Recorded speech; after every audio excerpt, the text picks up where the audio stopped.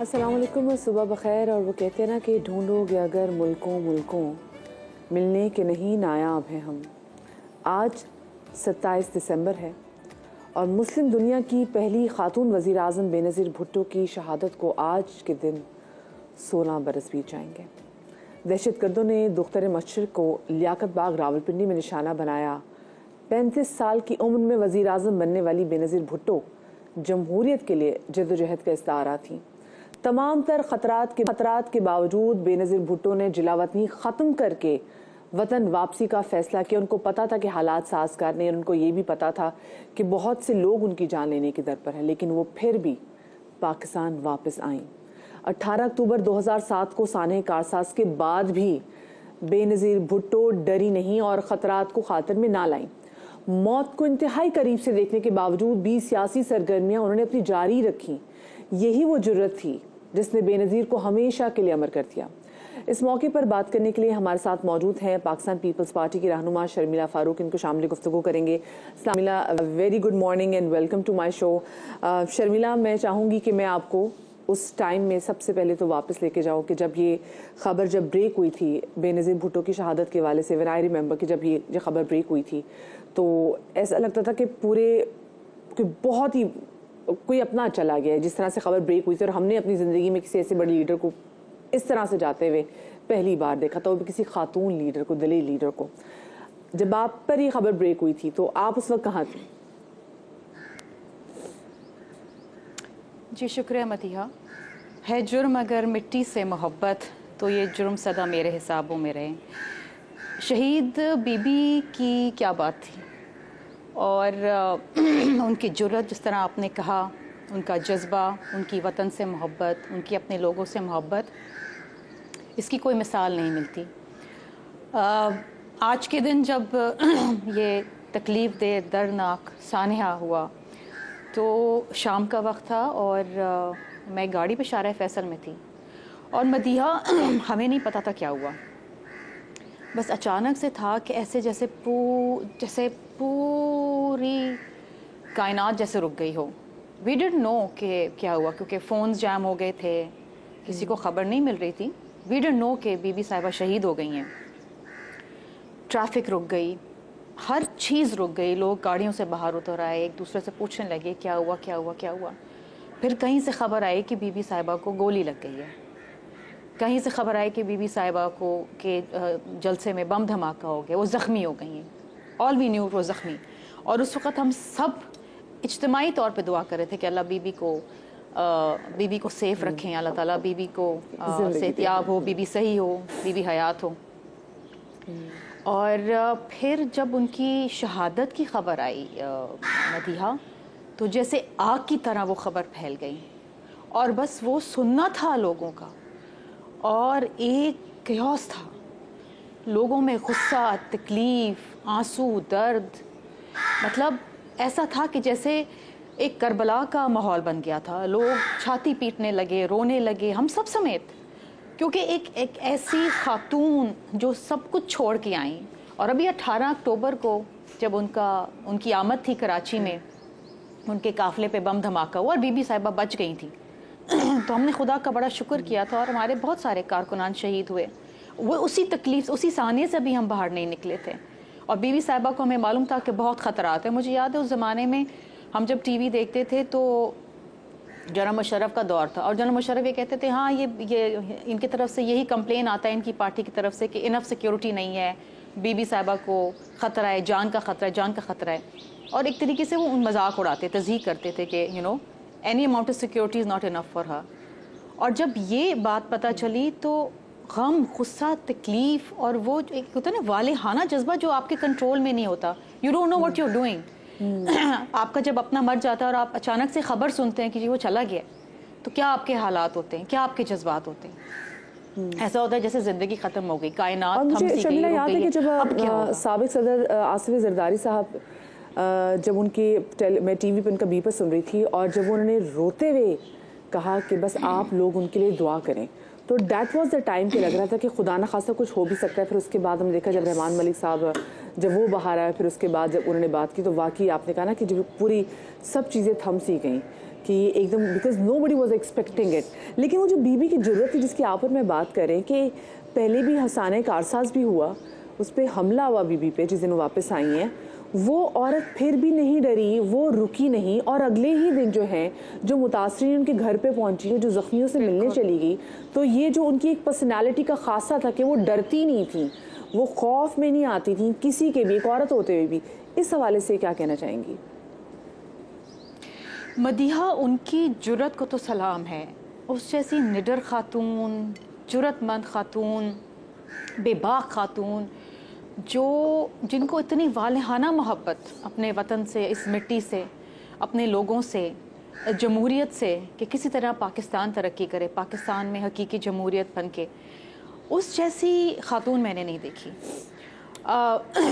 मैंने तो खैर बहुत कम वक्त गुजारा उनके साथ, वो जिला वतनी में थी, और जब वो वापस आई तो मेरी एक आधी मुलाकात हुई थी। लेकिन जब हम उनकी बातें सुनते थे और जब उनकी एक तारीख देते थे, जब मैं खैर बहुत छोटी थी, जब भुट्टो साहब की शहादत हुई, और फिर जिस तरह से हमने देखा तस्वीर में, वीडियोस में, बीबी साहिबा को की गिरफ्तारी, उनका निडरपन, जिस तरह वो अपने वालिद के लिए लड़ी, जिस तरीके से उन्होंने एक आमिर का मुकाबला किया, वापस आई 88 में, पहली खातून वज़ीर आज़म बनी। उस वक़्त at such a young age, एक छोटा बच्चा, हर चीज़ पार्टी को आगे लेके चलना, क्या हिम्मत थी, क्या कमाल हिम्मत थी। बच्चों के साथ जेलें काटी हैं, और ये वो है कि आज के लीडर जो है वो जेलों से भाग रहे होते हैं, तो उस वक्त तनहा जेलें काटी हैं उन्होंने। यस, अकेली खातून वो के पार्टी उनके साथ थी, लेकिन फॉर अ वुमेन उनके ऊपर इतनी तकालीफ इन्फ्लिक्ट करना, छोटे छोटे बच्चे, पूरे पाकिस्तान की जेल में वो जाती थी, पूरे पाकिस्तान की जेल में उनकी पेशी लगती थी, वो जाती थी। मुझे याद है यहाँ पर डॉक्टर गौस मोहम्मद होते थे, जज साहब होते थे, एहतसाब कोर्ट के जज होते थे सिंध हाई कोर्ट के अंदर, वहाँ वो आती थी अपने छोटे बच्चों के साथ, हम वहाँ पर होते थे वहाँ पर वो आती थी। और मुझे याद है एक दिन वो बाहर मीडिया से बात कर रही थी, तो कोर्ट के अंदर आते आते शायद वो 5 या 6 मिनट लेट हो गई, कोर्ट के अंदर, कोर्ट की प्रेमिसेस में थी, लेकिन मीडिया से बात कर रही थी, अंदर आई तो जज साहब ने कहा कि इनकी बेल कैंसिल हो गई। बीबी साहिबा ने कहा चले, जेल चलना है चले। शी वॉज सो ब्रेव, मतलब उनकी क्या बात थी। और यही चीज़ मेरी पार्टी में, मेरी पार्टी की ख़वातीन में, मेरे पार्टी के लोगों में, हम किसी चीज़ से घबराते नहीं हैं। कुछ भी हो जाए हम कहते हैं कुछ भी नहीं, वी विल फेस इट। ना हम जेलों से भागते हैं, ना हम किसी तकलीफ़ से भागते हैं। हमारे तो कारकुनान ने, जालों ने कोड़े खाए, हमने तो कितने आमिर देखे हैं। जनरल ज़िया से उठा के देख लें आप, उसके बाद जनरल मुशर्रफ, ये तो जो हमारी नई जनरेशन है वो जब ये सुनती है, देखती है, उनके कॉल सुनती है, तो उनमें और जज्बा आता है। इट इज़ नॉट समथिंग कि उन्होंने देखा नहीं है तो वो उनके अंदर वो जज्बा नहीं है। वो जब सुनते हैं, देखते हैं, तो और जज्बा पैदा होता है। वो मुल्क से बाहर रह के बड़े आराम से अपना बहुत अच्छा करियर बना सकती थी, बहुत अच्छे तरीके से एक्सेल कर सकती थी, but she chose to come to serve her country. बहुत सारी, क्योंकि प्रोग्रेसिव बहुत थी, तो जो मोबाइल फ़ोन्स जो हैं ये मुल्क में लेकर आई, बहुत से लोगों को पता नहीं है कि जो पाकिस्तान में लेकर आई। उसके बाद जो ख़वातीन के पुलिस का निज़ाम है, वो जो बेनज़ीर भुट्टो ने इस पर स्पेसिफिकली बड़ा काम किया, ये प्रोजेक्ट है जिससे लाखों लोग फ़ायदा उठाते हैं। जी लाड़का में ऐसी बहुत सारी चीज़ें उन्होंने की थी। अच्छा, अगर मैं उनकी पर्सनालिटी को आपसे कहूँ कि आप मुझे बताएं कि उनके बच्चों में किस में, तीनों बच्चों में किस में आप बीबी की पर्सनालिटी का ज़्यादा खासा देखती हैं, बीबी की ट्रेट्स आपको लगते हैं कि ज़्यादा आए हैं? आई थिंक तीनों बच्चों के अंदर उनकी पर्सनालिटी के ट्रेट्स हैं। चेयरमैन साहब के अंदर वो निडरपन है, वो जज्बा है, he is compassionate like his mother, he speaks like his mother, he is very principled like his mother.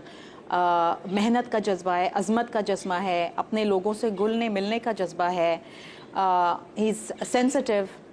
Asifa again, she is so much like her mother, she is passionate about polio campaigns and so many other things. इतनी सारी चीज़ें, वो जो एक औरत की खुसूसियत और एक जो ब्रेवरी, अच्छा बहादुरपन सब में है। We see Bakhtawar, though she is not in politics, लेकिन academically she is very much there, देखना, हर चीज़ करना, और सो बीबी की पर्सनालिटी के ये बड़े मुख्तलिफ ट्रेट्स थे जो बहुत स्ट्रॉन्ग थे। They were all strong personality traits. और ये सारे बच्चों के अंदर, क्योंकि चेयरमैन साहब के अंदर सबसे ज़्यादा, क्योंकि उन्होंने सबसे ज़्यादा वक्त बीबी साहिबा के साथ गुजारा। मुझे याद है मैं दुबई में एक दफ़ा उनसे मिलने गई, तो हम बैठे हुए थे उनके ड्राइंग रूम में, और 2-3 लोग और भी बैठे हुए थे। तो 1 घंटे बाद उन्होंने कहा कि अच्छा अब चेयरमैन साहब उस वक्त छोटे थे, तो वहाँ पर सामने स्टडी में बैठे हुए थे। तो उस वक्त 1 घंटे बाद उठ के कहने लगी, अच्छा please give me excuse me for an hour, I have to spend time with Bilawal, this is my time with Bilawal. So हर चीज़ को उन्होंने बड़ा अच्छी तरीके से मैनेज किया हुआ था। उनका टाइम था बिलावल के साथ, तो वो टाइम उन्होंने गुजारना था, चाहे कोई भी चीज़ हो। दुबई से बैठ के पार्टी के लोगों को फ़ोन करना, ईद पे कोई बीमार है, कोई किसी को कोई परेशानी, एक एक का नाम उनको मालूम था। बराए रास्त वो राब्ते रखती थी, बराए रास्त। ये उनकी एक बहुत ही स्पेशल क्वालिटी थी। नुसरत भुट्टो की एक चीज़ नुसरत भुट्टो क्या करती थी, she used to write letters Eid पे स्पेसिफिकली, जो कार्ड्स, हैंड रिटन कार्ड्स लिखा करती थी। तो ईमेल्स ये देखा कि जब वो वतन वापस आई थी तो वो उन्होंने हैंड रिटन नोट्स भी बहुत सारे अपने जो कारकुनों को, पुराने कारकुनों को भेजे थे। बिल्कुल बिल्कुल। यू नो वो एक पर्सनलाइज जो चीज़ें होती हैं ना, कि हाथ से लिख के भेजना, लेटर लिखना, ईमेल करना, वो तमाम चीज़ें she was into it herself personally. वो किसी सेक्रेटरी पे या किसी और पे वो नहीं करती थी। लेकिन एक बहुत बड़ा सानहा, एक बहुत बड़ा नुकसान, ना सिर्फ पाकिस्तान के लिए बल्कि आलमी दुनिया की सियासत के अंदर एक बहुत बड़ा नुकसान, ख़वातीन के इश्यूज़, ख़वातीन के मसाइल, ख़वातीन की जद्दोजहद के हवाले से एक बहुत बड़ा नुकसान। अगर आज वो पाकिस्तान के अंदर होती तो शायद दुनिया भर के अंदर ख़वातीन के बहुत सारे मसाइल जो हैं वो यहीं से बैठ के लड़ रही होती। ग्लोबली आपने देखा कि उन्होंने कितने सारे मसाइल को उजागर किया। पाकिस्तान के अंदर ख़वातीन को उस नहज पे ले आई, उस पोजीशन पे ले आई जहाँ पर वो मर्दों के शाना बशाना खड़ी थी। वुमेन डेवलपमेंट मिनिस्ट्री का क़याम करना, जो बिलखुसूस ख़वातीन के हवाले से शमीला से बड़ी क्या बात हो सकती है कि हमने एक्सपोज कर दिया कि कितना लोग डरते हैं खातून की आवाज़ से, कि अगर खातून अगर बाहर निकल रही है लोगों के हुकूक के लिए, तो लोग कितना डर रहे हैं उसे एक औरत से कि उसको खामोश कराना चाहते हैं। बेशक। और आप पता है जब वो कहीं पहुंचती थी या किसी महफिल में आती थी, किसी जलसे में आती, एक ऑरा था, you know there was a aura of power around her, she used to exude that power. तो वो जो होते हैं ना कि एक मर्द से ही डरता है, मर्द की सुनता है, नहीं, वो एक औरत होते हुए उनके अंदर इतना पावर था उनकी पर्सनैलिटी में। She had such a powerful personality कि जब वो कहीं दाखिल होती थी तो महफिल रुक जाती थी, लोग रुक जाते थे, बात करते करते रुक जाते, and they would listen to her because वो जो भी चीज़ कहती थी they were pearls of wisdom. लेकिन ये जो जज्बा, ये जो जुर्रत की बात है, मैं आपको बताऊं कि जब बीबी साहिबा शहीद हुई आज के दिन, और जब लोगों ने नारे लगाने शुरू करे, तकलीफ में, गम में, जब होता है ना कि हमें नहीं चाहिए, हम कहते हैं कि लोग कहते हैं ना हमें जिंदा ही नहीं रहना, लोगों ने कहने शुरू कर दिया पाकिस्तान ना खपे। और उस वक्त मैं आसिफ अली जरदारी साहब की जुर्रत को सलाम करूंगी कि अपना गम, अपनी तकलीफ एक तरफ रख के उन्होंने कहा पाकिस्तान खपे। अगर उस वक्त वो इसी गम तकलीफ के अंदर इनके साथ होते और ये नारा ना लगाते तो ना जाने पाकिस्तान में कितना कियोस, कितनी बर्बादी और हो जाती। तो ये एक बहुत बड़ी बात है। आपने से बात की क्योंकि at the end of the day जब सब पाकिस्तान के लिए कुर्बानियाँ दे रहे हैं तो पाकिस्तान स्टैंड्स फर्स्ट। बहुत शुक्रिया जी, हमारे साथ मौजूद थी शमीला फारूकी साहिबा, और मोहतरमा शहीद बेनज़ीर भुट्टो ने भी मुल्क में जमहूरियत के लिए अपनी जान दी। और आज का दिन उनकी बरसी जो है मनाई जाएगी गड़ी खुदा बख्श। और देखने के वहाँ पे कारकुनों की आमद भी जारी है, और इसके बाद वहाँ पे लंगर का इंतज़ाम भी किया जाएगा, और फिर वहाँ पे शाम में बिलावल भुट्टो ज़रदारी उनका मरकज़ी ख़िताब भी होगा, और जो तकरीब का इख्तिताम है वो शाम 7 बजे के करीब होगा। अब ज़रा आगे बढ़ते हैं, मुझे स्टॉक मार्केट के वाले से बात करनी है क्योंकि इंतखाबात में जो हलचल की वजह से स्टॉक मार्केट में हम देख रहे हैं कि जो शेयर्स की तेज़ी है ना वो तेज़ी से फ़रोख्त हो रहे हैं। गुज़िश्ता रोज़ कारोबारी हफ्ते के पहले दिन आगाज़ ही से शदीद मंदी का रुझान देखा गया और इंडेक्स 60,000 की नफसियाती हद से भी नीचे आ गया। आज मार्केट की क्या सूरत हाल है, क्या सेंटीमेंट है, जानते हैं। हमारे नुमाइंदे रिजवान आलम हमारे साथ मौजूद हैं। अस्सलाम वालेकुम Rizwan, and very good morning. Rizwan, ये बताएगा आज क्या सिचुएशन है मार्केट में, आज क्या सेंटीमेंट देख रहे हैं मार्केट में?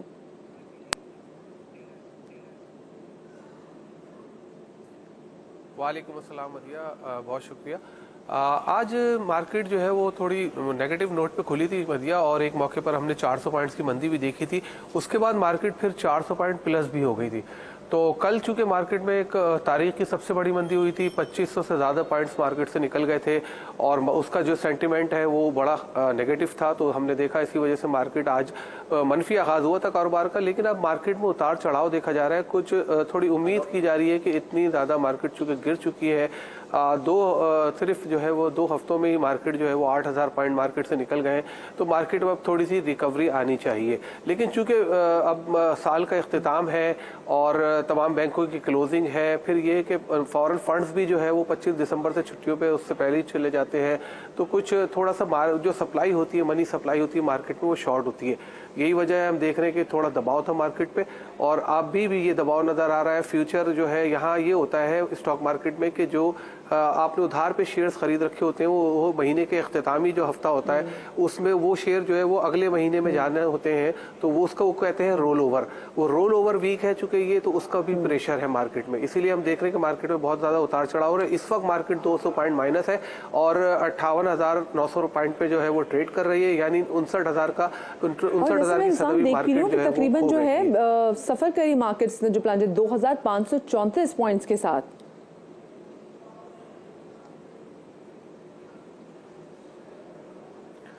जी, मैंने जैसा कि आपको बताया कि कल काफ़ी बड़ी मंदी हुई थी 2,534, ये तारीख की सबसे बड़ी मंदी थी। इससे पहले कभी इतनी बड़ी मंदी नहीं आई है मार्केट में।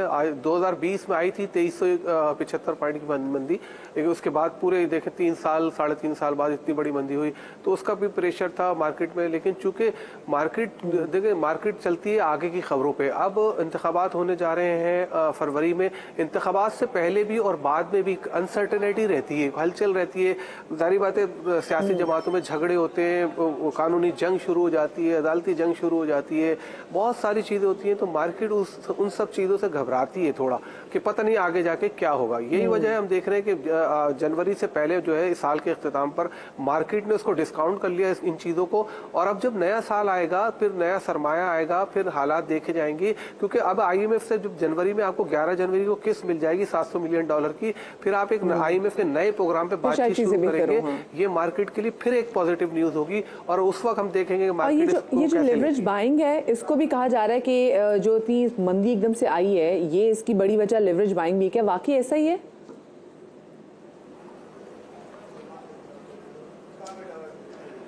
मदिया, जबरदस्त, आपने बड़ा अच्छा सवाल किया। ये आप भी अब लगता है स्टॉक मार्केट में थोड़ा थोड़ा समझती जा रही हैं। बिल्कुल, इसको कहते हैं उधार पे शेयर्स खरीदना। मैं पढ़ने लगी स्टॉक मार्केट। बहुत सारे सरमायाकार जो अपना हाँ, तो बहुत सारे सरमायाकार जैसे कि अपना सरमाया लेके आते हैं। कुछ सरमाया उनका होता है कैपिटल, और कुछ वो बैंकों से जो है वो कहते हैं वो उधार ले लेते हैं, और फिर वो शेयर्स की बाइंग कर लेते हैं, और उस पे शेयर्स की जब कीमतें ऊपर बढ़ जाती है उनके, वो बेच के उनके पैसे अदा कर देते हैं, उस पर मार्कअप अदा करते हैं। ये इसको लेवरेज का एक पूरा सिस्टम है। ये चलता है साथ साथ पैरेलल स्टॉक मार्केट में। एक ये सूरत एक ये होती है कि इंसान के पास जितने पैसे हैं सरमायाकार के पास, वो उतने शेयर्स लेता है और बैठ जाता है, और फिर देखता है कि उसकी शेयर की कीमत बढ़ती है तो बेच के मुनाफा कमाता है, या गिर जाती है तो सबर करके बैठ जाता है। लेकिन एक ये तरीका होता है, जैसे आपने कहा कि लेवरेज बाइंग बहुत ज्यादा हो गई थी, 42 अरब रुपए तक पहुंच गया था इसका बदले का हजम। इसको बदला कहते हैं मार्केट की जुबान में। तो आपके बदले में कोई और पेमेंट करता है, आप उसको जो है उसका मार्कअप अदा करते हैं, इसका जो सरमाया उससे लेते हैं। तो ये 42 अरब रुपए तक पहुंच गया था। लेकिन अब ये जो कि मार्केट में 2 हफ्तों में जो 8,000 पॉइंट्स की मंदी आई है, इसमें ये बदला 42 अरब रुपए से कम होकर 32 अरब रुपए पर आ गया है। और अब ये कहा जा रहा है कि जब ये साल का इख्तिताम होगा और मार्केट अपनी सेटलमेंट कर लेगी, सारे शेयर सेटलमेंट हो जाएंगे, तो फिर जनवरी में जो है हम थोड़ा सा जो है मार्केट को बेहतर होता हुआ देख सकेंगे। और जनवरी में भी हम इसको तकरीबन 11 जनवरी के बाद थोड़ा सेटल होता हुआ देख रहे हैं।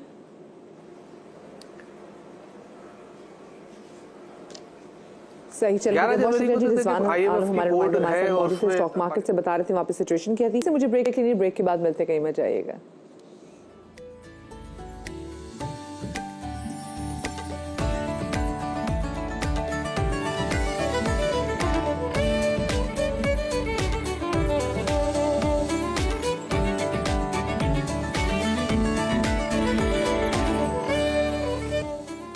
Welcome back after the break. और ब्रेक के बाद हम बात करने जा रहे हैं क्रिकेट के हवाले से। बॉक्सिंग डे टेस्ट का दूसरा रोज MCG में जारी है। पहले रोज पाकिस्तानी बॉलर्स ने अच्छी बॉलिंग की, लेकिन ज्यादा विकेटें लेने में नाकाम रहे। अब्दुल्ला शफीक ने डेविड वार्नर का कैच छोड़ा। एक तो कसम से वो कैच में, अगर फहरिस्त है उन कैचेस की कि अगर वो पकड़े जाते तो आज तारीख पाकिस्तान की क्रिकेट के लिए कुछ और लिख रही होती। खैर जी, पाकिस्तान ने दूसरे टेस्ट में 4 फास्ट बॉलर्स को खिलाने का फैसला किया। पाकिस्तानी फास्ट बॉलर्स की पेस पर सवाल भी उठने लगे हैं, क्योंकि कौमी पेसर्स 130 किलोमीटर फी घंटे की रफ्तार से ऊपर की गेंद करवाने में अभी तक नाकाम दिखाई दे रहे हैं। पाकिस्तान को सीरीज में बरकरार रहने के लिए दूसरे टेस्ट में कामयाबी लाजमी समेटना होगी, और इसी वाले से बात करेंगे। हमारे साथ मौजूद हैं नुमाइंदा समा लाहौर हाफिज इमरान, को शामिल गुफ्तगू करेंगे। अस्सलाम वालेकुम हाफिज इमरान एंड वेलकम टू सुबह समा। हाफिज, पहले मुझे बताएं, अब ना बड़ा हमारा छोटा दिल है और हम ना बड़े पॉजिटिव लोग हैं, अगर देखा जाए ना, वेरी वेरी ऑप्टिमिस्टिक। ज़रा सा अच्छा खेलने ना तो हम अच्छी अच्छी उम्मीदें लगा लेते हैं। आपको लगता है कि जो हल्की सी उन्होंने अच्छी परफॉर्मेंस दिखाना शुरू की थी उस पर हम एकदम ऑप्टिमिस्टिक हो गए, तो वो सही है? वालेकुम अस्सलाम और सुबह खैर आप सब लोगों को, देखने वालों को भी। और मेरा ये ख्याल है कि काश हम आज आपका ये स्पोर्ट्स सेगमेंट कोई 11:30 बजे रख लेते तो हो सकता है विकेटें पाकिस्तान की एक के बाद दीगरे ना गिरती, क्योंकि ऐसा लगता है कि प्रोग्राम हम दोबारा कर लेंगे। स्पोर्ट्स सेगमेंट शुरू होते साथ ही 2 विकेट अल्लाह बस वो दिन लेकर आए हमारी जिंदगियों में। जी मैं देख रही हूँ 2 विकेट। मतलब क्या कहना चाह रही है, हम ये जो कारकर्दगी उनकी खराब चल रही है हमारी वजह से खराब चल रही है? देखें, जब चूंकि आपने कहा ना कि हमारा दिल बहुत छोटा है, हम छोटी छोटी बातों से परेशान होते हैं, तो हम जोड़ते हैं कि कहाँ से हम अपने दिल को तसल्ली देने के लिए कोई ऐसी चीज ढूंढ ले जहां से लगे ये इस वजह से शायद हो गया। अगर ये थोड़ा डिले हो जाता तो शायद पाकिस्तान बेहतर खेल जाता। देखिए, जैसा आपका सवाल है, देखिए पाकिस्तान के लिए इस टेस्ट मैच में अच्छा खेलना जरूरी था। और जो आपने 4 फास्ट बॉलर्स की बात की, जब आप स्पेशलिस्ट के साथ जाते हैं, आपको फेवरेबल कंडीशंस मिले तो आप उनका फायदा उठाते हैं। पाकिस्तान ने को बहुत ज्यादा रन्स ऑन बोर्ड 300 के करीब 300 से कुछ ज्यादा रन्स पर पाकिस्तान ने ऑस्ट्रेलिया को पकड़ा, तो ये स्पेशलिस्ट थे आपके पास, तो आपने उसका फायदा उठाया। अगर एक स्पेशलिस्ट स्पिनर भी होता तो हो सकता है पाकिस्तान इससे भी ज्यादा बेहतर बॉलिंग के शोबे में कारकर्दगी का मुजाहरा करता। जहां तक 130 का ताल्लुक है, दुनिया में लोग 130 पर गेंदबाजी करते हैं, लेकिन असल मसला पाकिस्तान के हवाले से यह है कि पाकिस्तानियों को आदत नहीं है 130 की गेंदबाजी की। पाकिस्तानियों को आदत है वसीम अकरम, वकार यूनुस, शुएब अख्तर, मोहम्मद शमी जैसे तेज गेंदबाजों की, मोहम्मद आमिर जैसे तेज गेंदबाजों की, जो कि 140 प्लस करते आए हैं। इवन शाहीन आफरीदी भी जब तक वो अनफिट नहीं थे तो 140 प्लस करते थे। तो पाकिस्तानियों को आदत उस गेंदबाजी की है। अगर वो नहीं, और दुनिया भर में पाकिस्तान की पहचान यही जेन्युइन पेस है। तो आज वो पाकिस्तान के पास नहीं है, तो ये ज्यादा बहस इसके ऊपर है, जो कि अपनी जगह पर बिल्कुल ठीक है। दूसरी तरफ ये जो MCG का दूसरा टेस्ट मैच का दूसरा दिन है, पाकिस्तान 318 के जवाब में अब से कुछ देर पहले तक, जब तक शान मसूद और अब्दुल्ला शफीक खेल रहे थे, तो कंट्रोल था पाकिस्तान का मैच पर। लेकिन अब्दुल्ला के आउट होने के बाद और बाबर आजम के आते साथ आउट होने के बाद दबाव दोबारा मुंतकिल हुआ है पाकिस्तान के ऊपर, और बाबर के आउट होने से अब तमाम तर जिम्मेदारी शान मसूद पर है कि वो अपनी स्कोर कार्ड देखें तो score card is very concerning. Hafeez, अगर मैं इसमें देखूं, आप देखें ना, चले अब्दुल्ला शफीक ने चले, फिर 62 रन वो, फिर इमामुल हक वो 10 रन बना के वो चले गए, देन बाबर आजम वो सिर्फ 1 रन बना पाए। तो आपको नहीं लगता कि मतलब जो, और इमामुल हक को हम देख रहे हैं कि वो पिछले कई रोज से वो परफॉर्मेंस नहीं दिखा रहे जो हम एक्सपेक्ट कर रहे हैं, तो बजाय कि हम किसी और को रेस्ट देते हैं, हम इमाम को रेस्ट दे देते, इमामुल हक को। देखिए, रेस्ट दिया जा सकता है। इमाम की कारकर्दगी भी तशवीशनाक है। पाकिस्तान की तरफ से वर्ल्ड कप भी उन्होंने खेला है, फिर मुसलसल उनके रन्स नहीं आ रहे हैं उनकी तरफ से। लेकिन जब आप टेस्ट मैच क्रिकेट में जाते हैं, आपको कहीं ना कहीं अपने कुछ थोड़े जिनके ऊपर आप एतमाद कर रहे होते हैं, जो आपके बेस्ट प्लेयर्स होते हैं, फर्स्ट चॉइस होते हैं, आप उनके साथ जाते हैं। इमाम अच्छा नहीं खेल पा रहे हैं इस टूर के ऊपर, और बिलखुसूस जो आज का पिच था, जैसे MCG में दूसरे दिन में पिच का बिहेवियर पहले दिन से की निस्बत बहुत मुख्तलिफ था। आज बॉल उतना ज्यादा सीम स्विंग नहीं हुआ सारा दिन, कल सारा दिन बॉल सीम स्विंग होता रहा, और यही वजह थी कि ऑस्ट्रेलिया के रन्स ज्यादा तेज नहीं बने। आज फेवरेबल कंडीशंस थी बैटिंग के लिए। अब्दुल्ला अनलकी रहे थोड़ा। शान मसूद जो पॉजिटिव खेल रहे हैं, उसकी एक वजह यह भी है कि वो बॉल को उतना ज्यादा सीम स्विंग नहीं हो रहा, तो वो अब उनको शॉट्स खेलने का मौका मिल रहा है। 25वां बॉल मेरा ख्याल है उन्होंने खेला था इस इनिंग्स का, 25वां बॉल था जो उन्होंने लेफ्ट किया।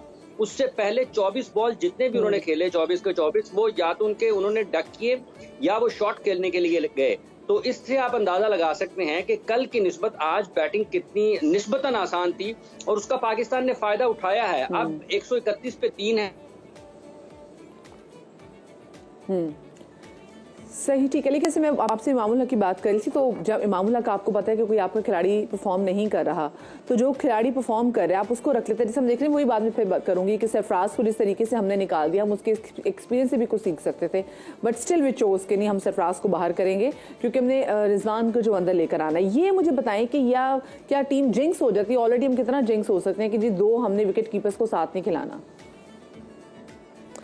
अच्छा, हम दोबारा से कोशिश करेंगे कि हम हाफिज इमरान से रब्ता करने की कोशिश करें, लेकिन इस वक्त जब मैं आपसे बात कर रही हूँ तो 3 विकेटों के नुकसान पर पाकिस्तान टीम ने 134 रन बना लिए हैं। और जैसे कि भी हाफिज इमरान भी कह रहे थे कि जैसे हमारा सेगमेंट शुरू भी हुआ तो 2 विकेटें जो है ना वो यके बाद दीगरे जो है वो गिर गई हैं। हमने बाबर आजम को देखा कि बाबर आजम ने सिर्फ और सिर्फ 1 रन जो है वो लिया, और साथ में इमामुल हक के अगर हम देखा जाए तो इमामुल हक ने 10 रन बनाए। इस वक्त क्रीज पर मौजूद है जनाब सऊद शकील, और सऊद शकील ने इस वक्त 6 बॉलों पर 2 रन बनाए हैं। और अगर मैं शान मसूद के बारे से बात करूँ तो शान मसूद ने 63 बॉलों पे 50 रन बनाए हैं। एक बार फिर से मुझे हाफिज इमरान ने ज्वाइन किया है। अच्छा हाफिज, कि जब आपको पता है एक बंदा, वही फिर से उसमें आऊंगी कि नहीं परफॉर्म कर रहे और तवातुर से अच्छी परफॉर्मेंस नहीं दे रहे, तो हमने फिर सरफराज को रख लेते, हम जो इमामुल हक से रेस्ट करवा लेते। क्या टीम जिंक्स हो जाती है कि अगर टीम में हम कहते हैं टीम में एक साथ 2-2 हमने विकेट कीपर्स को नहीं खिलाना, क्या हम सरफराज को एज अ बैट्समैन की कैपेसिटी में नहीं खिला सकते थे एज बैटर? लेकिन उसको इमाम के मुतबादल के तौर पर मदिया हम नहीं खिला सकते हैं। उसकी वजह यह है कि आप T20 क्रिकेट की जब बात करते हैं ना, तो वहां पर आप ये कर सकते हैं कि अगर आप 2 विकेट कीपर खिलाते हैं तो रिजवान मौजूद है तो आप उनको ओपन करवा सकते हैं, क्योंकि वो T20 क्रिकेट में ओपन करते हैं। लेकिन जब टेस्ट क्रिकेट की बात आती है तो वो बिल्कुल ऑल टुगेदर डिफरेंट गेम है। वहां पर वो ओपन नहीं कर पाएंगे। टेस्ट मैचेस में आपको स्पेशलिस्ट ओपनर्स के साथ ही जाना पड़ता है। एक ऑप्शन जरूर है कि अगर वो नहीं चल रहे हैं तो शान मसूद ओपन आ जाए और मिडिल ऑर्डर में आप एक स्पेशलिस्ट बैट्समैन जो है वो शामिल कर लें। ये वाली हिकमत अमली जरूर मुतबादल के तौर पर अपनाई जा सकती है कि अगर आप इमाम की फॉर्म ये देखते हैं कि वो मुसलसल रन नहीं कर पा रहे हैं, वो नाकाम हो रहे हैं, तो ये वाला ऑप्शन जरूर हो कि आप इमाम की जगह पर शान ओपन करें और आप मिडिल ऑर्डर में थोड़ा सा बैट्समैन नहीं है। मतलब इमरान में ये भी देख रही हूँ कि हमारे पेसर्स भी वो पेस ही नजर ही नहीं आ रही, तो ये क्या वजह है? मतलब क्या हो गया, नजर लग गई है कि क्या इनकी परफॉर्मेंस इतनी क्यों मुतासर हो रही है? देखिए, एक बात ये है कि शायद चूंकि मुसलसल क्रिकेट खेलते आ रहे हैं, कहीं पर भी आराम नहीं करते हैं, और शायद बॉडी रिकवर नहीं कर पाती है उतना जितना उसको जरूरत होती है। और पाकिस्तान में अगर आप देखते हैं तो सबसे बड़ा मसला पाकिस्तान का शाहीन आफरीदी की फॉर्म और पेस है। वो इसलिए हुई कि जब वो अनफिट हुए तो वो मुकम्मल तौर पर फिट नहीं थे, तो उनको वर्ल्ड कप खिला दिया गया और फिर वो अनफिट हो गए। और फिर वो मुसलसल उसके बाद भी क्रिकेट खेल रहे हैं। तो एक पहलू ये जरूर देखने वाला है कि क्या वाकई ऐसा है कि उनकी जो फिजिकल फिटनेस है वो कहीं ना कहीं कॉम्प्रोमाइज हो रही है मुसलसल क्रिकेट खेलने के साथ साथ, और आपकी बॉडी को रिकवरी टाइम वो नहीं मिल रहा जो रिक्वायर्ड है। और अगर आप रिक्वायर्ड रिकवरी टाइम पर नहीं जाते हैं तो आपकी फिजिकल फिटनेस भी मुतासर होती है। आप देखिए, जसप्रीत बुमराह जब अनफिट हुए थे इंडिया के फास्ट बॉलर तो लगभग 15 माह इंटरनेशनल क्रिकेट से दूर रहे। 15 माह इंटरनेशनल क्रिकेट से दूर रहे, यानी कि 1.25 साल तक उन्होंने अपने रिहैब को मुकम्मल किया, फिर मुकम्मल फिजिकल फिटनेस को हासिल किया, उसके बाद मैच फिटनेस के ऊपर आए। फिर वो इंटरनेशनल क्रिकेट में उन्होंने आकर T20 मैचेस खेले जहां पर उन्होंने अपनी इंटरनेशनल मैच फिटनेस को चेक किया, और वहां से फिर वो टीम इंडिया की तरफ वर्ल्ड कप के लिए सेलेक्ट हुए। तो ये एक प्रोसेस होता है किसी भी इंजरी को डील करने का, क्योंकि ये मेडिकल का काम है। उसमें तो ज्यादा डॉक्टर ज्यादा बेहतर बता सकते हैं, लेकिन पाकिस्तान में तो टीम के साथ डॉक्टर भी हो रहे हैं जिन्होंने खिलाड़ियों को टीम के साथ लेके फिरते रहे हैं। मतलब एक शख्स बीमार है, एक शख्स फिजिकल फिटनेस का मसला है, और आप उसको टीम के साथ ट्रैवल करा रहे हैं, अलग से फटीग डाल रहे हैं। बिल्कुल ही, क्योंकि हम मुसलसल, मतलब इमरान, हम रोज से बात करें कि we are exhausting our talent. हमने देखने आगे बड़े मैचेस आ रहे हैं, T20 का वर्ल्ड कप आ रहा है, आगे हमारे पास PSL आ रहा है, और PSL में तो पाकिस्तान, आपको पता है कि हमारे लिए एक बहुत बड़ा फेस्टिवल PSL बन गया, तो यहाँ पे उनको देखना चाहिए वो करके रहे। मुझे बताते हैं, जो नाज़रीन मुझे देख रहे हैं, 140 खरबी रन बन गए हैं। ये जो दूसरा टेस्ट मैच हो रहा है, क्या इससे हमें कोई अच्छी तवक्कुआत वाबस्ता रखनी चाहिए? कुछ खुशखबरी देगा दूसरा टेस्ट हमें? देखिए जी, चौथी इनिंग्स बड़ी मुश्किल होनी है पाकिस्तान के लिए। पाकिस्तान के लिए जो सबसे बेहतरीन मौका है मदिया, वो ये है कि ये वाली इनिंग्स जो पाकिस्तान अपनी फर्स्ट इनिंग्स खेल रहा है, मैक्सिमम रन्स ऑन बोर्ड की तरफ पाकिस्तान को जाना चाहिए। और ये पिच जिस तरह से आज खेला है, अगर इसी तरीके से कल भी बैटिंग निस्बतन आसान होती है तो पाकिस्तान को इस टूर के ऊपर शायद इससे बेहतर मौका ना मिले कि जब आपने 100 से ज्यादा रन कर लिए थे और आपकी एक ही विकेट गिरी हुई थी और आपके पास बोर्ड पर भी ऑस्ट्रेलिया के 318 थे, 450 रन नहीं थे। पाकिस्तान के पास बेहतरीन मौका है कि वो मैक्सिमम रन ऑन बोर्ड करे और तीसरी जब इनिंग्स दूसरी पारी के लिए ऑस्ट्रेलिया आता है तो उनको जल्द आउट करे और टेस्ट मैच को जीतने की तरफ जाए। बस अल्लाह करे ऐसा कुछ हो मिलेगा नहीं, बड़ी सही बात की मौका मिलेगा नहीं। अल्लाह बस ये वाकई मौके भी दे और अल्लाह हमारे खिलाड़ियों को वो हिम्मत और अज़म और हौसला भी दे कि हमारे खिलाड़ी आपके और हमारी तवक्कुआत पे वैसे पूरा उतरे। बहुत शुक्रिया जी, हाफिज इमरान हमारे साथ मौजूद थे। और भाई हम बड़े कंसर्न हैं क्योंकि हम चाहते हैं कि अब ये जो जिंक्स है ना इसको टूटना चाहिए। अब पाकिस्तान कुछ तो अच्छी खबर, पाकिस्तान क्रिकेट टीम हमें कुछ तो अच्छी खबर दे और साथ में सिलेक्शन कमेटी को भी देखना चाहिए कि भाई आप अपने टैलेंट को एग्जॉस्ट ना करें। अब ज़रा बंदों की क्रिकेट टीम से मैं ज़रा बात कर लेती ख़वातीन की क्रिकेट टीम के हवाले से, क्योंकि वनडे में पहली बार न्यूजीलैंड को शिकस्त देने वाली कौमी वुमेन टीम की कप्तान फातिमा सना जो हैं उनके एक इंटरव्यू सामने है जिसमें वो कहती हैं कि जी सब एक दूसरे की कामयाबी पर बहुत खुश होते हैं और साथ में उन्होंने अपनी कामयाबी का जो क्रेडिट है वो अपने वालिद को दिया। उन्होंने कहा कि मेरे वालिद ने मुझे बहुत सपोर्ट किया है। दूसरा वनडे आखिरी विकेट पर हारने का दुख है, ख्वाब है कि पाकिस्तान के लिए वर्ल्ड कप जीतें। समा के नुमाइंदे हुज़ैफा खान ने उनसे खुसूसी गुफ्तगू की है, आपको सुनवाते हैं। आज हमारे साथ मौजूद हैं पाकिस्तान की फास्ट बॉलिंग ऑलराउंडर और पाकिस्तान की वो वाहिद वुमेन कप्तान जिन्होंने वनडे क्रिकेट के अंदर न्यूजीलैंड को शिकस्त दी और ना सिर्फ पाकिस्तान ने इस दौरे पे न्यूजीलैंड को वनडे में हराया बल्कि T20 सीरीज़ भी थी अर्ली ऑन निदा डार की कप्तानी में, वो भी जीती और उसकी प्लेयर ऑफ द सीरीज़ भी जो हैं वो फातिमा सना ही बनी थी। फातिमा पहले तो बहुत मुबारक आपको। मुझे बताएं कि जब ये पैक यहाँ से जा रहा था, जब ये स्क्वाड यहाँ से जा रहा था, तो क्या आप लोगों ने सोचा था कि आप न्यूजीलैंड में जाके जो है हिस्ट्री क्रिएट कर देंगे और दोनों फॉर्मेट के अंदर कामयाबियाँ समेटेंगे? ऐसा कुछ नहीं सोचा था कि कोई हिस्ट्री क्रिएट कर देंगे या कुछ इस तरह कर देंगे, क्योंकि जब यहाँ से जा रहे थे तो मुझे तो पर्सनली ये बात ही नहीं पता थी कि अगर हम लोग T20 में जीतेंगे तो वो पहली बार होगा या ODI में जीतेंगे तो वो पहली बार होगा। मुझे हमेशा से यही लगता था कि शायद हम लोगों ने ये चीज़ें पहले करी हुई हैं, तो बस ये था कि एक बिलीफ था कि हमने जीतना है। कितना फ़ख्र का मोमेंट था आपके लिए, क्योंकि ना सिर्फ हिस्ट्री क्रिएट हुई T20 सीरीज़ आप लोगों ने जीती बल्कि कलीदी किरदार आपने अदा किया और प्लेयर ऑफ द सीरीज़ हैं इस टूर्नामेंट की। तो पर्सनल एस्पेक्ट के हवाले से कितनी अहम सीरीज़ थी आपके लिए? पर्सनली माइंड में ये था कि फास्ट बॉलर्स को पिच सपोर्टिव होती है इधर, तो अगर अच्छी लाइन और लेंथ होगी और आगे से बॉल करूँगी तो वो अच्छा यहाँ पे रिएक्ट करेगा। और जिस तरह का देखते आ रही थी कि न्यूजीलैंडर्स जितने भी हैं वो बैकफुट की बॉलों को अच्छा खेलते हैं, आगे की बॉलों पे फंसते हैं, तो कोशिश यही करी थी कि बस आगे आगे करूं तो वो वहाँ से फंस रहे थे। अच्छी चीज़ सबसे ज़्यादा इस सीरीज़ में ये थी, सब एक दूसरे की अच्छे करने पे खुश हो रहे थे कि अगर कोई अच्छा परफॉर्म कर रहा है, और ये चीज़ टीम के लिए बहुत ज़्यादा ज़रूरी होती है कि अगर कोई अच्छा परफॉर्म कर रहा है तो दूसरा उसके लिए खुश हो। बिल्कुल, T20 सीरीज़ तो आपने जीत ली, उसके बाद वनडे सीरीज़ का आगाज़ हुआ और वो इतना अच्छा नहीं था क्योंकि निदा डार जो कप्तान थी वो इंजर्ड हो गई, पहले मैच में भारी शिकस्त हुई। तो उस मसले से, उस सेटबैक से किस तरीके से कमबैक किया? जब पहला वनडे खेला था तो हम लोग ने काफ़ी गलतियां करी थी, चाहे वो फील्डिंग हो या बैटिंग हो या मतलब बॉलिंग हो, सब में बहुत गलतियां करी थी। और उसके बाद जब हम लोग सारे एज अ टीम यूनिट बैठे तो हमने बहुत चीज़ों को डिस्कस किया कि हमने ये चीज़ गलत किया, ये चीज़ गलत किया।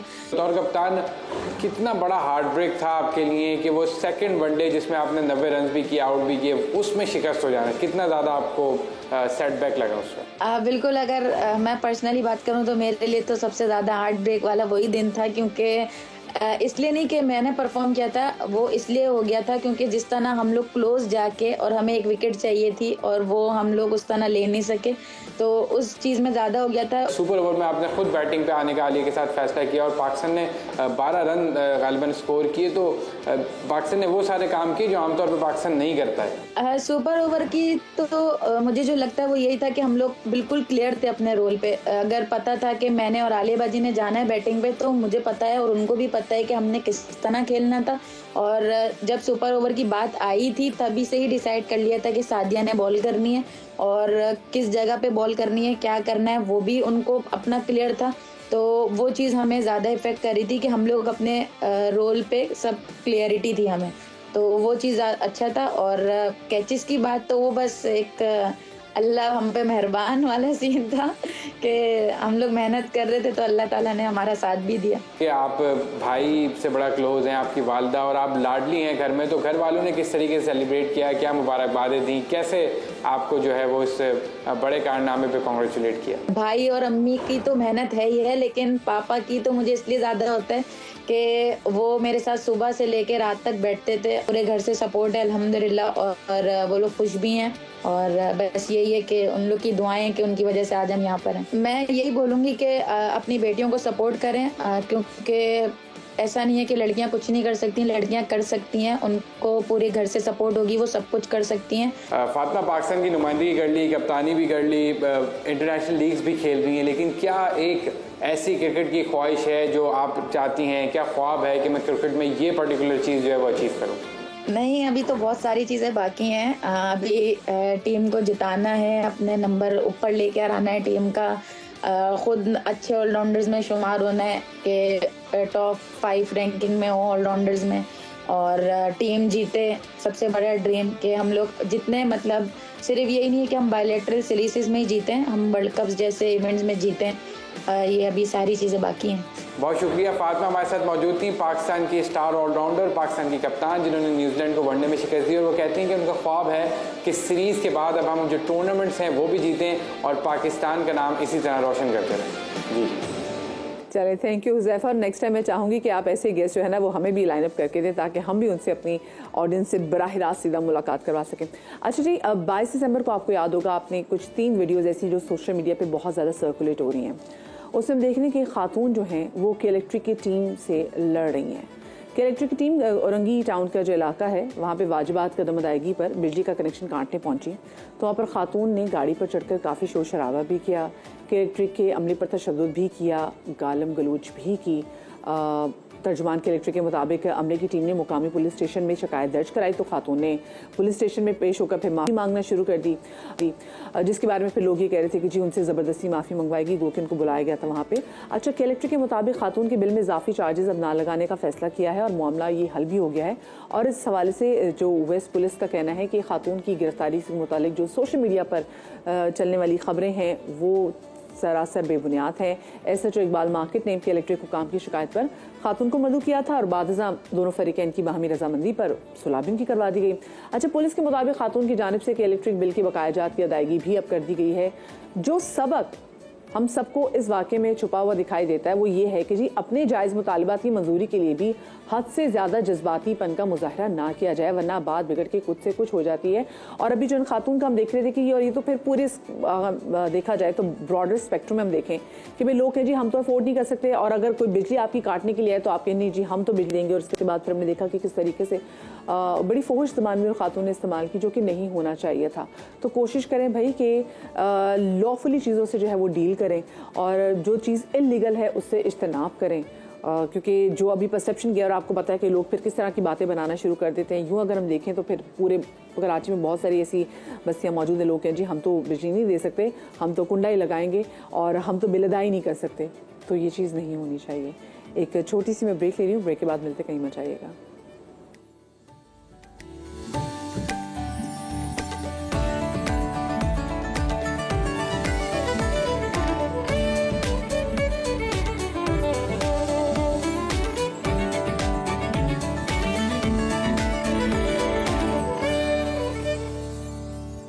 Welcome back after the break. आप देख रहे हैं सुबह का समा मदीहा के साथ, और मैं अब बात करने जा रही हूँ एक नहायत ही अहम टॉपिक के हवाले से।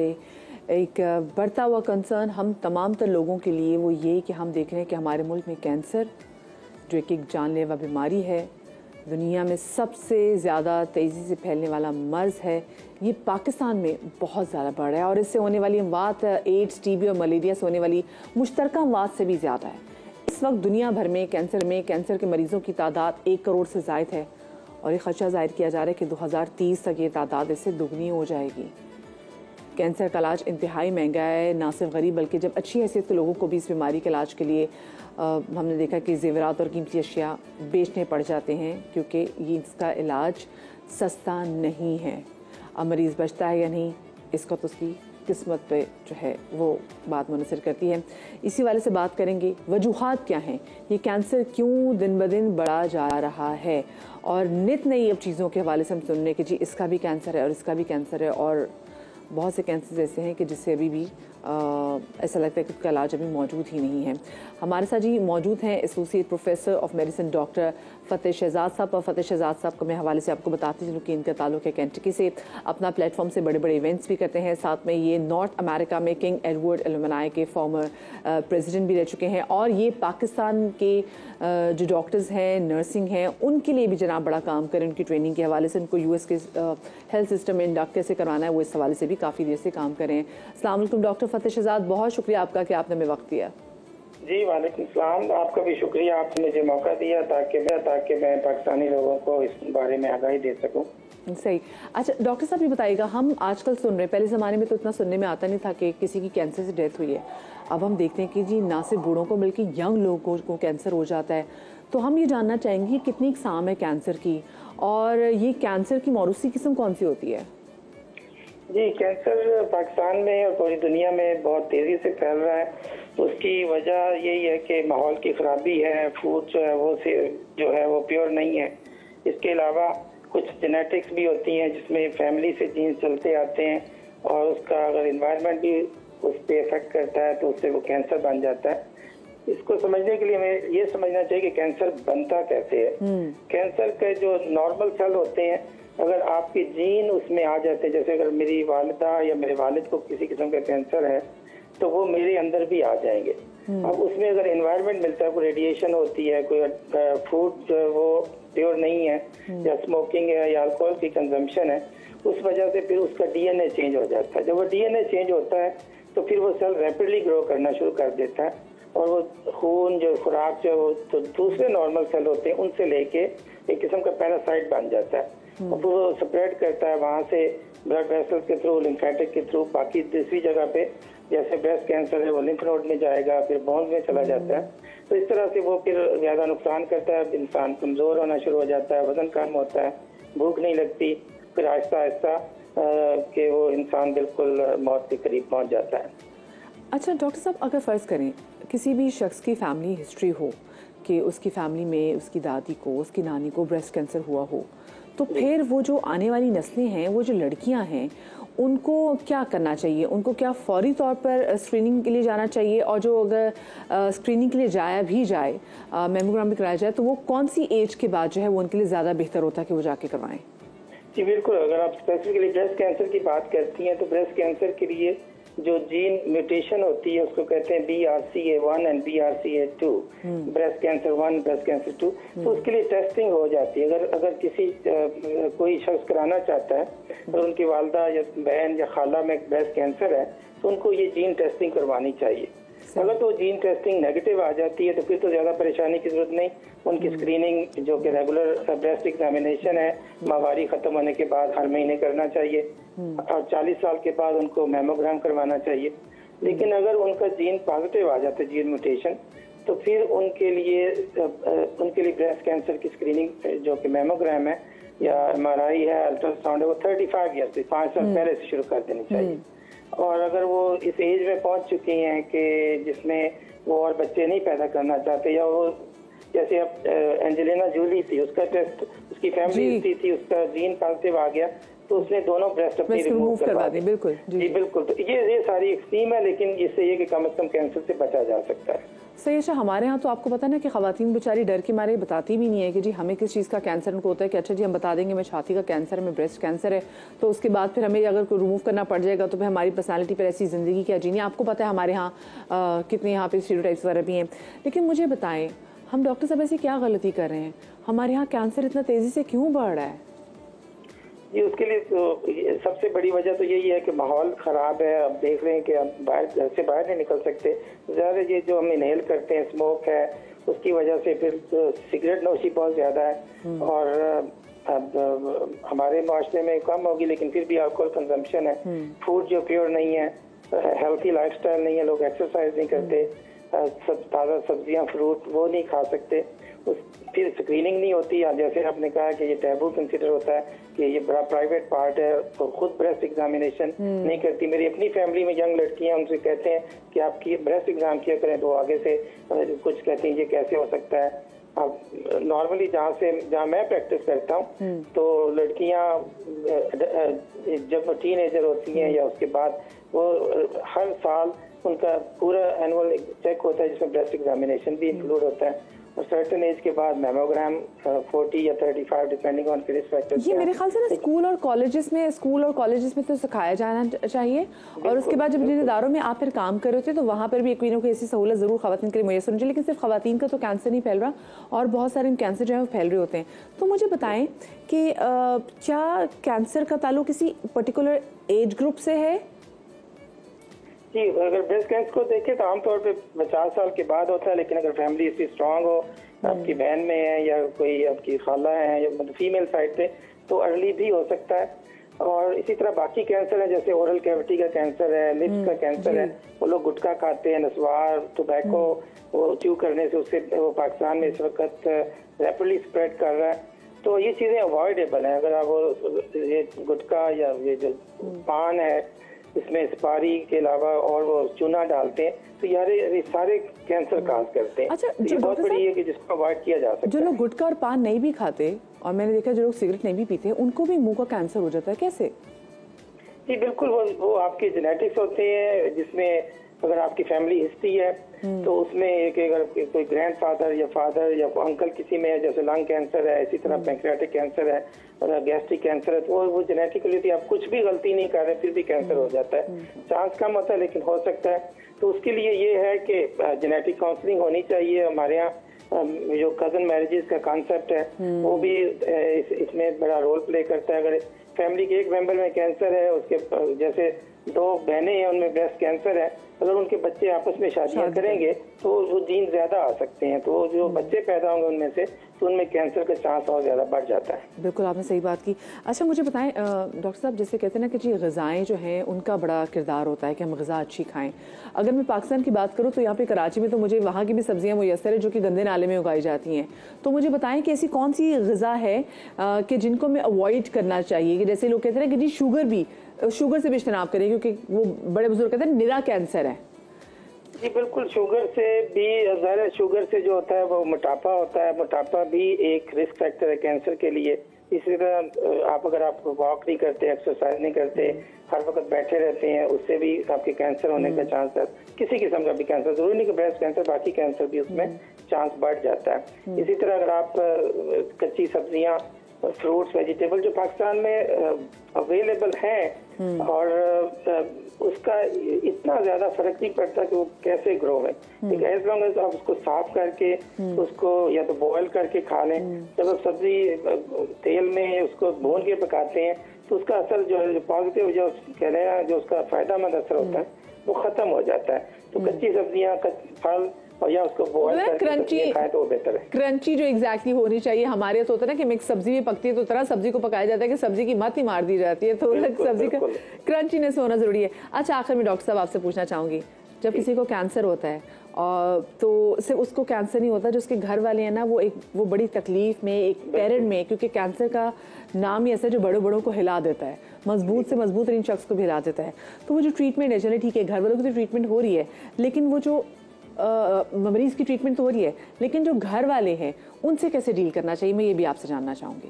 जी, मोस्टली अगर रेडिएशन थेरेपी होती है, कीमोथेरेपी होती है, तो उससे उस पेशेंट का इम्यून सिस्टम जो है वो काफी कमजोर हो जाता है। उससे फिर ये है कि अगर कोई घर में किसी को फ्लू है, कोई इन्फेक्शन है किसी किस्म की, जो कि खांसी होती है, तो उससे वो इन्फेक्शन फौरी तौर पे मरीज को लग सकती है, क्योंकि उसका अपना इम्यून सिस्टम कमजोर होता है। तो कोशिश करनी चाहिए कि आप पूछने भी जाते हैं, आपका फैमिली मेंबर है आपका घर के, तो उसको कोशिश करें कि ऐसा शख्स जिसको खुद खांसी हो, नज़ला जुकाम हो, तो वो उस मरीज के पास ना जाए, क्योंकि आप उसको उल्टा उसको बीमारी को बढ़ा सकते हैं या उनको।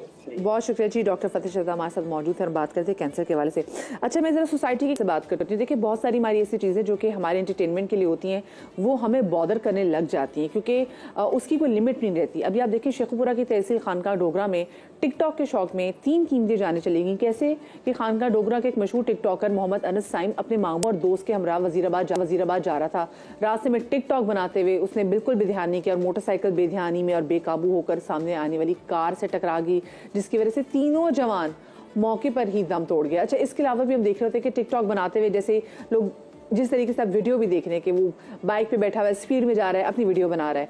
बहुत सारे लोगों को अपने आसपास देखते हैं कि चलें ठीक है, आप अपनी टिकटॉक तो बनाएं, लेकिन please keep our family out of it. बड़े बड़े रेस्टोरेंट्स में आप देखें, आप पार्क में जाएं तो वहाँ पे लोग टिकटॉक बना रहे होते हैं, टिकटॉक पे प्रैंक्स भी बना के डाल रहे थे जिसमें हम लोग आ जाते हैं, तो हमारी प्राइवेसी बड़ी मुतासर हो रही होती है। इस हवाले से बात करेंगे। माहिर कानून बैरिस्टर ज़ारा हमारे साथ मौजूद हैं। Thank you so much Zara कि आपने हमें टाइम दिया। ज़ारा, सबसे बताएं कि ये जो लोग टिकटॉक बनाते हुए एक दूसरे की जो प्राइवेसी को इन्वेड करने लग जाते हैं, कोई भी हमारे पास ऐसा सोशल मीडिया का प्लेटफॉर्म मौजूद हो, क्या वो हमें कहीं ऐसी इजाज़त देता है कि हम अपनी किसी चीज़ के लिए किसी दूसरे की प्राइवेसी को इन्वेड करना शुरू कर दें? जी, वाक़िस्लाम नहीं, this is a very important topic. बहुत ही ज़रूरी ये बात है क्योंकि देखिए, हर जगह कंसेंट की बात आती है।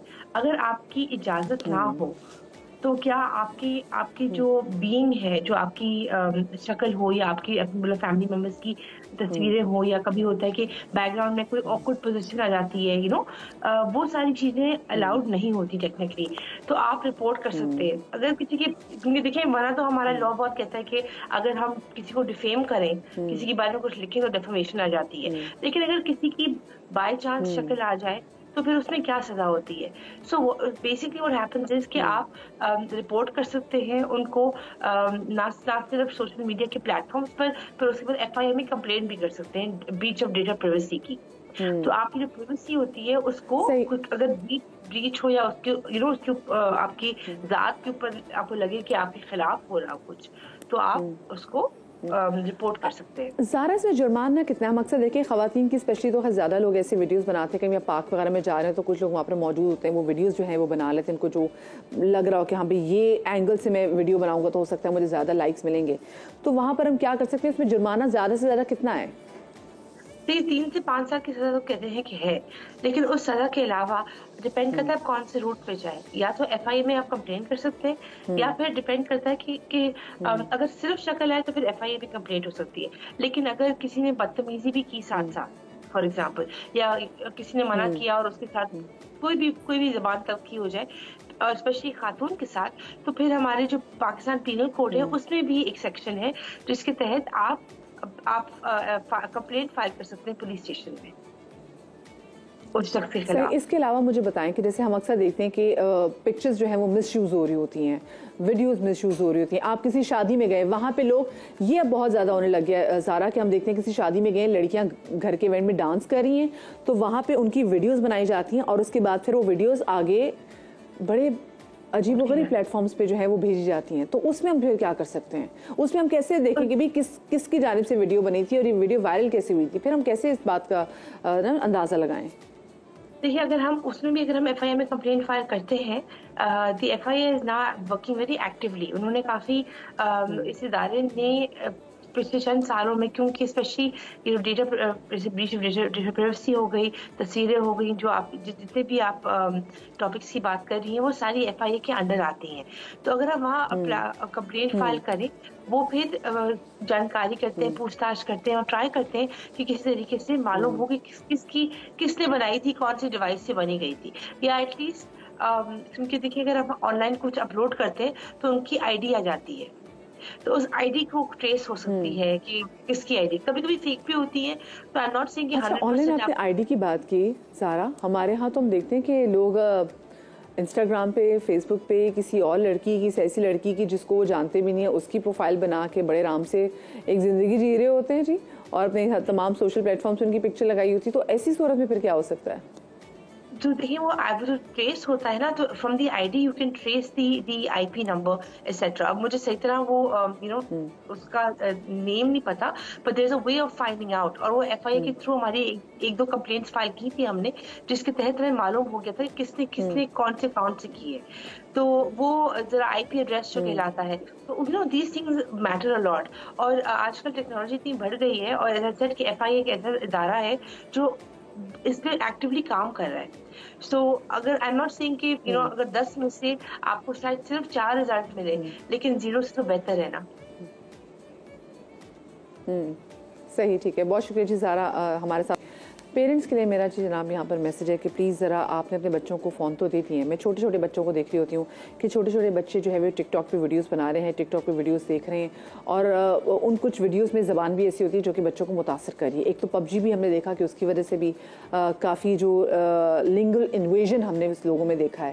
तो अपने बच्चों पर नज़र रखें, देखें वो बच्चे क्या वीडियोज़ बना रहे हैं, वो बच्चे क्या वीडियोज़ देख रहे हैं, क्योंकि बहुत सारी ऐसी वीडियोस बन रही हैं, सर्कुलेट हो रही हैं एंटरटेनमेंट के नाम पर, जो आपके बच्चों के लिए क्या आपके लिए भी देखना सही नहीं है।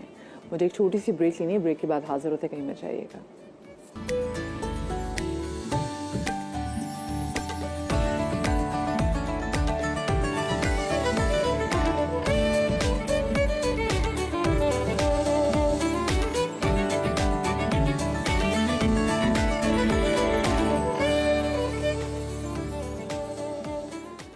Welcome back after the break. Break के बाद मुझे बात करनी है शहर कायद के हवाले से, जहां ना लोग महफूज हैं ना ही उनका माल महफूज है।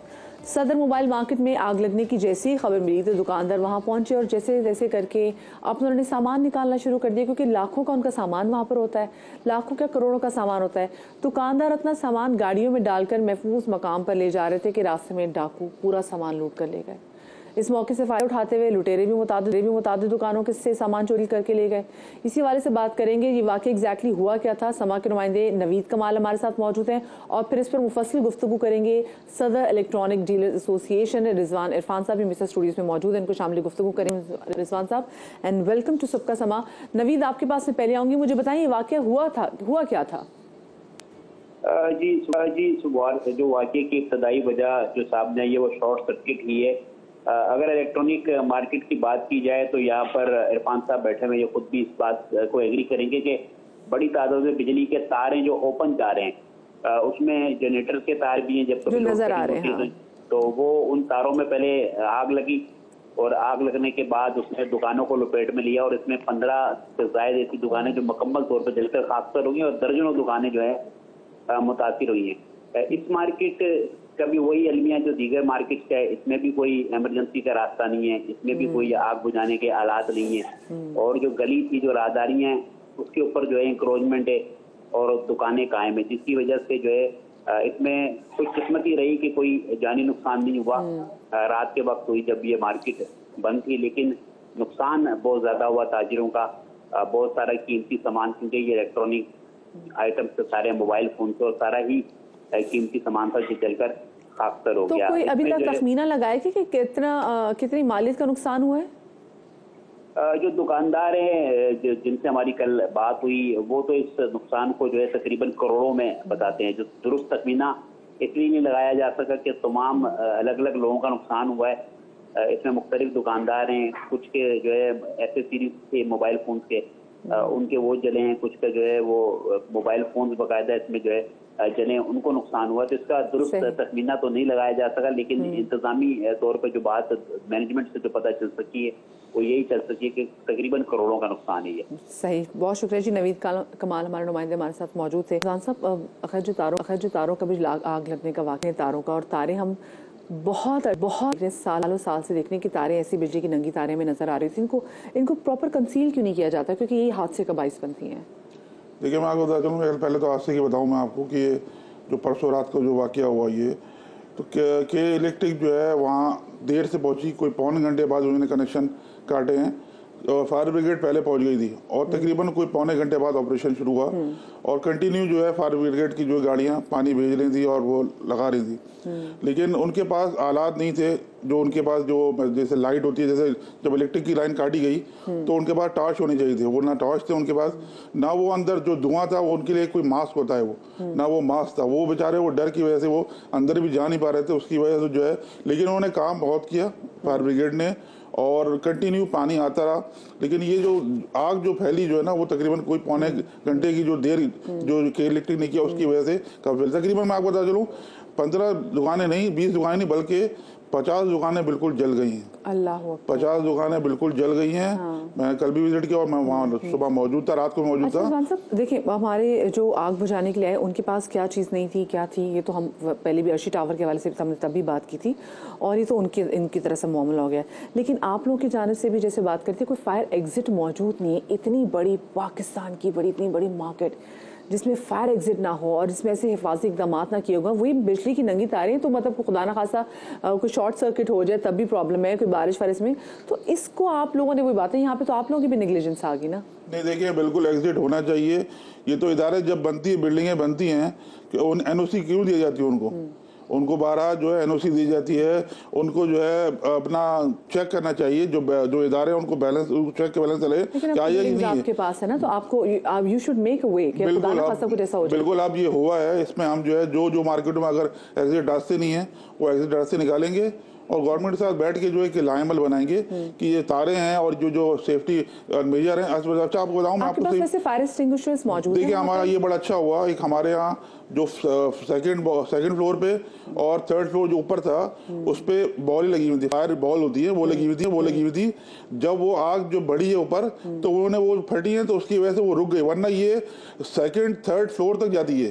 तो ये अल्लाह का करम है कि वो जो सेकंड फ्लोर पे जो है उन्होंने जो सेफ्टी बॉल लगाई थी उसकी वजह से बचत हुई और फर्स्ट बॉल में कुछ जगह जो थी वो। अच्छा, लेकिन वही बात में जानना चाहूंगी ना कि एक दुकान है जहाँ पे करोड़ों मालियत का सामान पड़ा होता है, वहाँ पर फायर एक्सटिंग्विशर जो है मौजूद ना होना, ये भी बड़ी तशवीशनाक बात है। तो आप लोगों ने इस चीज का बंदोबस्त क्यों नहीं किया? खुदा ना खासा कोई हो तो फायर एक्सटिंग्विशर्स तो होने चाहिए। बिल्कुल थे, मौजूद थे, बहुत इतनी कसीर तादाद में जितनी आग लगी, क्योंकि 2:30 पौने 3 बजे आग लगी।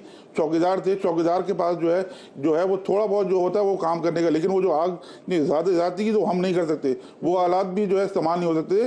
अब एक छोटी आग को जो है इसमें जो रोक सकते हैं, लेकिन एक बड़ी आग को रोक नहीं सकते। अच्छा, in case of any emergency आप लोगों ने क्या अपने लोगों को ड्रिल करवाई हुई कि अगर खुदा ना खासा जैसे हमने नाज़रीन को दिखा भी रहे हैं कि जो जिस तरीके से तारे यहाँ पर मौजूद हैं, अगर यहाँ पर आग लग जाती है तो उन्होंने फिर अपनी जान बचाने के लिए वो कैसे निकलना है और क्या कुछ उनको करना है, तो आपने ऐसी कोई ड्रिल्स लोगों को कराई? बिल्कुल हमारे मार्केट में हुई थी और इसके अलावा ये जो तारों की बात करी, अपने तारों के लिए कंप्लेन भी पहले की और अब जो है हमने मार्केट जो है जो भी मार्केट अगर इसमें तार लगे होंगे या बाहर होंगे उसको हम खोलेंगे नहीं। अभी ये जो मार्केट हमारी बंद है, सबसे पहले इसकी वायरिंग का काम होगा, उसके बाद इनके जो फायर एक्सटिंग्विशर वो लगेंगे, उसके बाद देख भी रहे सारे जो आउटर वाले सारे सिस्टम है जिस तरह से तारे, और खुदा ना खासा वैसे कोई दंगीदा किसी के सर पे गिर जाए तो एक कोई वाकया हो सकता है, कोई कारण लगने से भी मर सकता है। इसमें वैसे कितना टाइम लगेगा? आप कह रहे हैं ना कि जब तक प्रॉपर आप उनको कवर नहीं कर लेते, आप मार्केट्स नहीं खोलेंगे। तकरीबन हफ्ता 10 दिन तो लगेगा, बिल्कुल हफ्ते 10 दिन कंप्लीट। हमने उनको बोला है, बाकायदा इंतजामिया को बोला है कि सबसे पहले आप वायरिंग कराएं इसकी,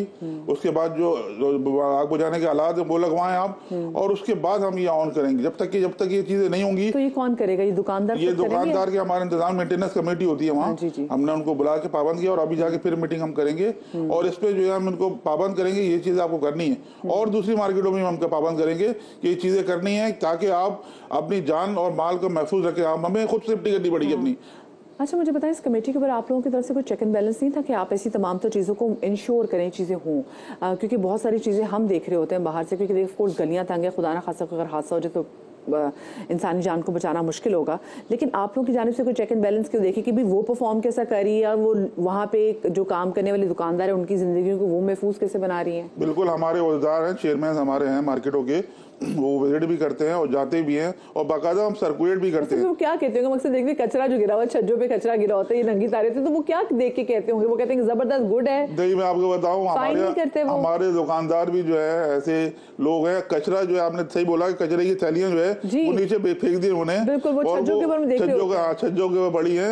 लेकिन अब हमारे यहाँ जो है कॉन्सेप्ट यही है, लोग जो है कचरा अपना जो है बाहर फेंक देते हैं खिड़की। उनको ये तमीज नहीं है कि अब कचरा जो है अपने बाहर रखें, जहाँ डस्टबिन है, हमारे बाहर रखें। और बाकायदा हमारे यहाँ तो बगैर सफाई होती है, वो जो कचरा वाला लेके जाता है और जाके जो है बाहर डस्टबिन में डालता है। लेकिन हमारे यहाँ जो लोगों का जहन है ना, वो अभी तक वही है कि ऊपर से आपने निकाला और कचरा डाल दिया। ये बड़ा चैलेंज है, आप लोगों को ट्रेनिंग करनी पड़ेगी कि भाई ये दुकानदारों को इस चीज़ का ख्याल रखना है। लेकिन मुझे बताएं, ये जो दुकान जब आग लगी है तो वहाँ पे सामान नहीं लोग बचा पाए अपना, वहाँ पे लूट मार करने वाले वहाँ पर भी आ गए, तो इसको फिर आप कैसे इंश्योर करेंगे कि अगर खुदा ना खासा ऐसा कोई वाक़या होता है तो कोई तीसरी पार्टी आके या यू नेवर नो के अंदर से उठ के कोई से लूट मार ना करे?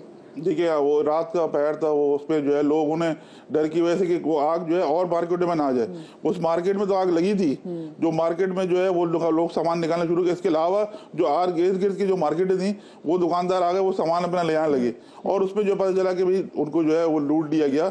हमारे पास जो लूटे, लेकिन वो अभी आए नहीं। हम अगर हमारे पास आएंगे तो हम उसकी बाकायदा FIR भी कटाएंगे और कंप्लेन भी करेंगे। देखिए इतनी पुलिस होती है रास्ते में और इतने जो है सब चीजें होती है, वो चेक कहाँ करते हैं आप चीजें? आप अगर कोई दुकानदार कोई सामान लेके जाएगा तो चेक करते हैं। वो कहते हैं अपने सामान की हिफाजत खुद करनी है, तो हम तमाम तो लोगों को बताते हैं, यहाँ पे इनको पता नहीं चले। लेकिन मुझे एक बात बताएं, फायर अलार्म नहीं था। मैं जो वीडियो देख ली थी तो वहाँ पे जो शख्स वीडियो बना रहा था वो कहते हैं अगर किसी को फायर ब्रिगेड वालों का नंबर पता है तो प्लीज़ उनको कॉल करके बुलाएं, ये आग यहाँ पर लग गई है और हमारा नुकसान हो जाएगा। किसी को वह नंबर नहीं पता था और कोई फायर अलार्म भी वहाँ पर नहीं। बिल्कुल आपका सही है, फायर अलार्म नहीं था, बिल्कुल आपका कहना बिल्कुल सही है, फायर अलार्म नहीं था। लेकिन आपके तवज्जो से मैं एक बताना चाहता हूँ लोगों को कि अपनी मार्केटों में जो है आप एक जो पंफलेट या जो है बैनर या जिससे कहते हैं अपना एक बोर्ड लगाया जाए कि बहुत से लोगों को नंबर नहीं पता कि अपना फायर ब्रिगेड का बहुत से लोगों नहीं बंद। अगर वो वहाँ कॉल करेंगे तो गाड़ी आएगी ना, जब कॉल नहीं करेंगे तो किस तरह आएगी? बहुत से लोग आपके तवज्जो से मैं बताना चाहता हूँ कि लोग जो है अपने बाहर नंबर लिखाएं और अपने मुताल्लिका जो मैनेजर है उसका नंबर लिखें। ये वैसे आप लोगों की जानिब से भी चाहिए और वो गूगल से 1 मिनट लगता है। लेकिन बात है फायर अलार्म अगर होता, फायर एक्सटिंग्विशर होते तो हो सकता है कुछ चीजों को। हमारे दुकानदार बाकायदा गाड़ी लेके आया है, उसने फोन नहीं किया, उसने फोन नहीं पता था, वो जाके मोटरसाइकिल पे गाड़ी लेके आया है। गूगल का जमाना वो कर लेते, लेकिन वो जो लोग करते हैं वो भी करते हैं। बट बात ये कि वही उन नंगी तारों को कंसील करना बहुत ज़्यादा ज़रूरी है ताकि खुदा ना खासा आगे जाके ऐसे कोई वाक़या ना। बहुत शुक्रिया जी, रिजवान साहब हमारे साथ यहाँ पर मौजूद थे। मुझे एक छोटी सी ब्रेक लेनी जी, ब्रेक के बाद वापस आते कहीं मजा आएगा।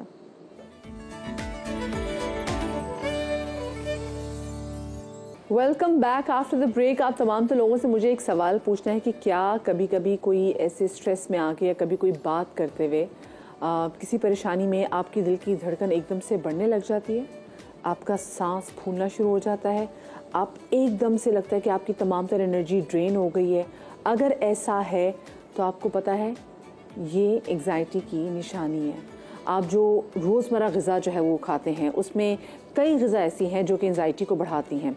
अब जैसे कि ब्लैक कॉफ़ी है, हम जब कॉफ़ी बहुत ज़्यादा पीते हैं तो उससे भी एंग्जाइटी होती है। चावल, हम तो दाल चावल पुलाव और बिरयानी खाने वाली हम कौम तो, तो वो भी चावल का इज्तनाब करना चाहिए। कॉफ़ी जैसे मैंने आपसे बात की, ये सॉफ्ट ड्रिंक्स जो हैं इसको हम पीना कम कर दें। जो चॉकलेट है इसको खाना छोड़ दें क्योंकि इनमें कैफ़ीन और चीनी की मिकदार काफ़ी ज़्यादा होती है और इनसे एंग्जाइटी की शिद्दत में भी इजाफा होता है। और एंग्जाइटी पर तवज्जो ना दी जाए तो उससे ज़िंदगी बहुत बुरी तरीके से मुतासर हो जाती है। हम अक्सर लोगों को देखते हैं कि जो दिन में तकरीबन 4-4, 5-5 कप ब्लैक कॉफ़ी की पी लेते हैं तो बाद में फिर वो पैल्पिटेशन की शिकायत करते हैं। ना सिर्फ ये बल्कि आगे जाके ज़िंदगी में उनको मेमोरी जो है लॉस का भी सामना करना पड़ता है। ऐसे कौन से फूड्स हैं जिनकी वजह से में एंग्जाइटी हो सकती है? और एंग्जाइटी बच्चों में भी होती है। कुछ चीज़ें ऐसी हैं कि आपने देखनी है कि आपका बच्चा अगर ये कर रहा है इसका मतलब है आपके बच्चे को एंग्जाइटी है, उससे हमें उसको निकालना है। कैसे निकालेंगे? माहिर नफ्सियात डॉक्टर वजिया हमारे साथ स्टूडियो बात करेंगे। अस्सलाम वालेकुम वजिया एंड वेलकम टू सुबह का समा। वजिया, हमें कैसे पता चलेगा कि हमारे बच्चे को एंग्जाइटी में? पहले बच्चों से शुरू करूँगी। अच्छा, बहुत इंपॉर्टेंट चीज़ ये है कि हम बच्चों को भी ऐसे आइटम्स रोज़मर्रा दे रहे होते हैं, जूसेस का इंटेक वो कर रहे होते हैं। बच्चों की एंग्जाइटी पिक करने के लिए ना बहुत एक कॉमन सिम्टम अगर पकड़ लें, हाइपर एक्टिव। अगर बच्चा एंशियस है ना तो वो उतना ही ज़्यादा हाइपर एक्टिव होगा, वो बैठेगा नहीं, बेचैनी उसके अंदर रहेगी। एक होता है बच्चा एक्टिव होता है, एक्टिव होने होता है कि बच्चा प्रोडक्टिव हो रहा है, खेल रहा है। हाइपर एक्टिव ये होता है कि बच्चा कुछ यस आपको फील होगा कि मेरा बच्चा जो बाकी नॉर्मल बच्चों की तरह नहीं बैठ रहा है और वो बहुत ज़्यादा बेचैन है, लड़ाई कर रहा है, फ्रस्ट्रेट हो रहा है, चीज़ें फेंक रहा है, तोड़ फोड़ कर रहा है। बच्चे की एंग्जाइटी ऐसे पता चलती है, ठीक है, क्योंकि बच्चा नहीं बता सकता उसकी हार्ट बीट क्या है या उसको स्वेटिंग हो रही है। पेरेंट्स जो है ना जब देखें ना तो एंशियस बच्चे की एक निशानी ये भी होती है कि एंग्जाइटी वाला बच्चा ना बिल्कुल बैक ऑफ भी कर जाता है। 2 सिम्टम्स एक्सट्रीम पे हैं, एक तो हाइपर एक्टिव आ गया, दूसरा वो बच्चा जो पीछे पीछे रहेगा, जो छुप छुप के ना जो शेल में रहेगा, अपने आप को छुपा के रखेगा, कहीं बात करनी होगी आपको नहीं पता उसकी हार्ट बीट तेज है, वो एक्चुअली अवॉइड इसलिए कर रहा है, वो उस हार्ट बीट से बचना चाह रहा है, ठीक है, तो ये भी एक साइन होता है। बच्चे पेट में दर्द की शिकायत भी करते हैं। Yes, exactly. फिजिकल सिम्टम्स में होता है बच्चा पेट में दर्द की शिकायत करता है और हमें लग रहा है तो बच्चा बहाना बना रहा है। ट्रू, ज्यादातर पेरेंट्स ये चीज करते हैं। और आजकल जो है ना एंजाइटी बच्चों में भी बहुत, एंशियस बच्चे बहुत ज्यादा आ रहे हैं, एंजाइटी बहुत ज्यादा common under like 10 years of age. Like मैं being a clinical psychologist, clinic में ज्यादातर जो केसेस रिपोर्ट हो रहे हैं वो 10 से बिलो रिपोर्ट हो रहे हैं एंजाइटी के। और उनमें बच्चों की इस लेवल तक एंजाइटी कि स्कूल की परफॉर्मेंस उनकी पुअर हो रही है, सोशल सर्कल फ्रेंड्स के साथ जो है उनकी परफॉर्मेंस जो है एक्टिविटी बहुत इफेक्ट हो रही है। ये वैसे माँ बाप को भी देखना चाहिए कि आपका बच्चा ना बच्चा है, वो एक प्रोजेक्ट नहीं है जिसको आपने बहुत अच्छे ज़बरदस्त हर चीज़ में इसके ग्रेड्स अच्छे होने चाहिए। हर बच्चे के अंदर अपनी लर्निंग कैपेसिटी डिफरेंट होती है। अच्छा, बड़ों में मुझे बताएं, बड़ों में जैसे हम भी काम कर रहे होते हैं और ये भी जो एंग्जाइटी की जितनी भी चीज़ें मैंने बताई है तो मैं अपनी टीम से ये कह रही कि वो तमाम जो चीज़ें हमें हैं, जो चीज़ें नहीं खानी हम वही चीज़ें खा रहे होते हैं। कॉफ़ी, ब्लैक कॉफ़ी तो मैं बिल्कुल पानी की तरह पी रही होती, पानी इतना नहीं पीती। तो क्या चीज़ें अवॉइड करें कि हम इस जगह पे ना खड़े हों? अच्छा देखिए, इनटेक अब हमारी वक्त की ज़रूरत भी है कि हम इनटेक कॉफ़ी मैं खुद भी ले रही होती हूँ, बट उसमें इनटेक की आप क्वांटिटी को देखें, फूड की क्वांटिटी को देखें। अगर आप शुगरी आइटम्स इतने ज़्यादा खा रहे हैं, मतलब आपको ज़रा सा काम पे स्ट्रेस आया, आपने कुछ मीठा मंगवा लिया या आपने बहुत stressful eating, impulsive eating start कर दी, एक्चुअली एंजाइटी वहाँ से आ रही होती है कि जब आप एक तो ऑलरेडी आपकी बॉडी प्रेशर में है, स्ट्रेस में है, ऊपर से आपने ऐसे आइटम्स फूड के रख लिए जो और एंजाइटी को बढ़ाते हैं, तो आपकी बॉडी में ना ऐसी हलचल और वॉर सर्वाइवल स्टार्ट हो जाता है कि आप जो वैसे भी जो आपकी अपना कोपिंग मैकेनिज्म है ना, जैसे होता है ना हम स्ट्रेस है तो कोप करते हैं, वो भी इफेक्ट होना शुरू हो जाता है। क्या चीज़ें हम अवॉइड करें डॉक्टर, मुझे ये बताएं। खाने में तो मोस्टली जो कैफीन है, शुगरी आइटम्स हैं, लेकिन oily food, specially oily food, हम ऑयली फूड का इंटेक बहुत ज़्यादा करते हैं। सॉसेस का भी बहुत ज़्यादा हम इंटेक करते हैं। ये फूड है जो हमें ऑटोमेटिकली हैवी फील कराते हैं, हमारे हार्ट की हेल्थ के लिए भी इट्स नॉट गुड। हार्ट की हेल्थ जब डिस्टर्ब होगी तो ऑटोमेटिकली एंजाइटी के सिम्टम्स आना शुरू हो जाएंगे। मुझे बताइए, जो हम एकदम से क्रैश डाइट पे चले जाते हैं तो क्या वो भी एंजाइटी का एक मतलब एक सिंबल बनते हैं? एग्जैक्टली। देखिए, आपने कोई भी चीज़ एतदाल से ज़्यादा करनी शुरू कर दिया, अच्छा एक और चीज़ है, ऐसा नहीं कि आपने एक दफ़ा किया, फिर एक तो होता है ना, चले आपने एक दफ़ा कर दिया, once in a blue moon हो गया। यूजुअली जब लोग ये करते हैं तो उनका पैटर्न बन जाता है। ज़रा सी एंजाइटी आई, उन्होंने ऐसे अनहेल्दी फूड्स खाना शुरू कर दिए, गट की हेल्थ को तबाह करना शुरू कर दिया। गट डायरेक्ट हमारे साइकोलॉजिकल सिम्टम्स पे इम्पैक्ट डालती है। इवन जैसे टेंशन होती है तो पेट में लिटरली दर्द शुरू हो जाती है हमारे। बड़ों की भी ऐसा ही है कि हाँ, आप देखिए जैसे अपने पेट के दर्द की बात की ना, बच्चा जब ज़्यादा डिस्टर्ब होता है उसके भी जो है कॉन्स्टिपेशन इश्यूज या स्टमक इश्यूज स्टार्ट हो जाते हैं। अब उसमें हम क्या करते हैं, जो हेल्दी फूड हम उस टाइम लेते हैं जब डिस्टर्बेंस हो जाती है, फिर हम वही पैटर्न स्टार्ट कर देते हैं। एनर्जी ड्रिंक्स हैं, ये कितनी हमारी एंजाइटी बढ़ा रही है, हमें कितना हाइपर कर रही है? एनर्जी ड्रिंक्स तो टू बी वेरी ऑनेस्ट वो तो आपके ऑलमोस्ट स्ट्रेस हार्मोन्स जो बाद में रिलीज करती है, जो डिस्टर्बेंस कॉज करती है, आपकी पूरी बॉडी के सिस्टम को वो हिला देती है। और लोग एनर्जी ड्रिंक्स को ऐसे लेते हैं जैसे पानी लेते हैं। अगर वो इतना पानी का इंटेक करें ना, टू बी वेरी ऑनेस्ट, उतनी एंजाइटी उनकी कम हो। और ये मुझे बताइए, जो हम लोग अपनी जिम करते हुए, मतलब हम ऐसे कह रहे हैं, मैं बड़ा जिम करती हूँ, मैं तो कोई जिम नहीं करती मुझे करना चाहिए, आई नो मेरे न्यू रेजोल्यूशन में शामिल है, लेकिन जो लोग जिम करने वाले जो लोग होते हैं वो जो प्रोटीन ड्रिंक्स बहुत ज़्यादा पीते हैं, प्रोटीन शेक्स बहुत पीते हैं, उनका मुझे बताएं क्या उनका भी कहीं ना कहीं किरदार है इसमें? अच्छा, मैं यहाँ पे ऐड करूँगी प्रोटीन शेक्स और जो डाइट आप देखें जो कर रहे होते हैं लोग, क्लाइंट्स आते हैं लिटरली बॉडीली परफेक्ट होते हैं, लेकिन साइकोलॉजिकली वो ट्रॉमेटाइज हुए होते हैं। मतलब इतनी सी उनकी बॉडी हो गई होगी, लाइक लिटरली वो जो आइडियल होती है, लेकिन उनका मेंटल हेल्थ उनकी तबाह हो चुकी होती है। बाय बिकॉज आपने अपनी बॉडी के वो विटामिन छीन लिए जो उसको चाहिए थे, ठीक है, आपने रिच जो फूड्स हैं वो आपने हेल्दी फूड्स पे बंद कर दिए। यूजुअली मैं क्लाइंट्स को ये कहती हूँ कि डाइट को मेंटेन करें, कट ना करना शुरू कर दें कि आपने बिल्कुल रोटी कट कर दी है, आपने बिल्कुल हर चीज़ को कट कर दिया, उसके बाद जो एंजाइटी आती है ना वो बहुत मुश्किल से फिर हैंडल होती है, क्योंकि आपने बॉडी का पूरा सिस्टम जब डिस्टर्ब किया है तो वो डायरेक्ट आपकी साइकोलॉजिकल हेल्थ पे इम्पैक्ट करता है। इवन कि हम बच्चों के साथ भी यही कर रहे होते हैं। हमें बहुत ज़रूरी है कि हम अपनी डाइट को तरह मेंटेन, और अच्छा हर एक को अपनी बॉडी का आइडिया होता है। फॉर एग्जांपल मुझे पता है कि मैं इतना कॉफ़ी का इंटेक करूंगी तो मेरी हार्ट बीट तेज़ होगी, मुझे स्ट्रेस आना शुरू होगा, तो मैंने अपना एक पैटर्न रखा कि मैंने इससे ज़्यादा इंटेक कुछ भी हो जाए नहीं करना है। अच्छा डॉक्टर बच्चे, मुझे बताया बस क्विकली, क्योंकि अभी देखिए ये शादियों का सीज़न चल रहा है और आपने ऑयली फूड्स के वाले से बात की थी कि ऑयली फूड से भी इज्तनाब करना है। हम शादियों पर जा रहे हैं तो हर खाने में ऑयल है, और हम शादी में जा रहे हैं खाना भी पड़ जाता है, ना चाहते हुए आपको खाना पड़ जाता है, वो कितना कंट्रीब्यूट कर रहे हैं इसमें? अच्छा देखिए, शादियों का सिलसिला, ये चीज़ें तो ज़िंदगी का ना एक पार्ट है, चलती रहेंगी, लेकिन आप ये देखें कि आपकी हेल्थ जब इफेक्ट होना शुरू होती है, आपके वर्क पे जो है इफेक्ट पड़ता है, आपकी सोशल सर्कल पे इफेक्ट पड़ता है, अगर वो आप वो जो प्रोज एंड कॉन्स को देखते हैं, कॉन्स लेने को तैयार हैं, तो फिर आप ऑयली भी खाएं, क्योंकि भुगतना खुद ही होता है, ठीक है? तो अगर आप वो खाएंगे तो आपकी बॉडी का रिस्पॉन्स आएगा। चीट डे ना एक ही दफ़ा अच्छा लगता है, लेकिन अगर आप कंटिन्यूसली चीटर बन जाती है। Yes right word. आप चीटिंग करने की सजा होती है, फिर वो आपकी बॉडी लेती है। बिल्कुल जी, फिर आपकी बॉडी उसका टोल भी बहुत ज़्यादा लेती है। 5 चीज़ें जो आप सजेस्ट करेंगी कि 5 चीज़ें बिल्कुल ना करें, जिसमें आदत भी हो सकती हैं और खाना भी हो सकता है, वो क्या है? सबसे पहले तो कैफीन वाला इंटेक बहुत ज़्यादा नहीं करें। दूसरी चीज़ ये है कि आप जब स्ट्रेस आता है तो उससे भागे नहीं, उससे फरार इख्तियार, इम्पल्सिव जो काम है वो नहीं करें। तीसरी चीज़ है कि आप बहुत अच्छा होता है एंजाइटी के लिए, मैं कहती हूँ कि आप चीज़ों को ना फिक्स करने की तरफ भी देखें। आप क्या करते हैं, भागते हैं तो आप उनको ठीक नहीं कर पाते। चौथी चीज़ है कि अच्छे दोस्त बनाएं। अच्छे दोस्त के साथ जब आप बैठते हैं, आपकी अच्छी आदतों में हमेशा ऐड करती हूँ।